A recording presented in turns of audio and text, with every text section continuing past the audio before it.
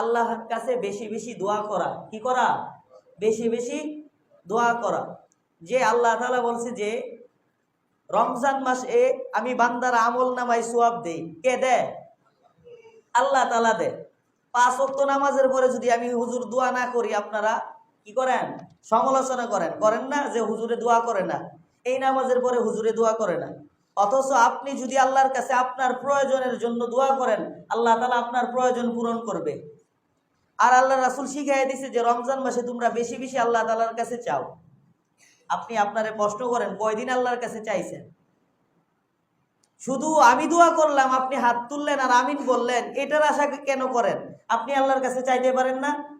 না আল্লাহর আপনার মধ্যে প্রতিবন্ধকতা আছে? আছে আছে না? আল্লাহর কাছে যাইতে হলে আমার হুজুরে ধরতে হইব, হুজুরে 1000 টাকা দিতে হইব। কি বলেন? দুনিয়ার কোনো ইয়ার মধ্যে গেলে তো মাধ্যম লাগে না? মেম্বারের কাছে গেলেও তো কি লাগে? মাধ্যম লাগে, যে মেম্বার সাহেব আমার এলাকার মধ্যে একটা কল দরকার। কিভাবে আনতে হবে? যে বাদল বাইরে দিয়ে মেম্বারে বলাই, কাজ হইব। তার সাথে তার কি আছে? সম্পর্ক আছে। আল্লাহর সাথে কি বান্দার এরকম সম্পর্ক? কি বলেন?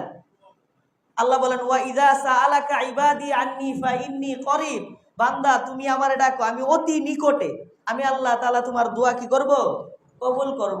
আল্লাহ তাআলার কাছে আমরা কি করব? বেশি বেশি চাইবো। কার কাছে চাইবো? আল্লাহর কাছে চান, অবশ্যই আল্লাহ তাআলা আপনাকে দেওয়ার জন্য প্রস্তুত।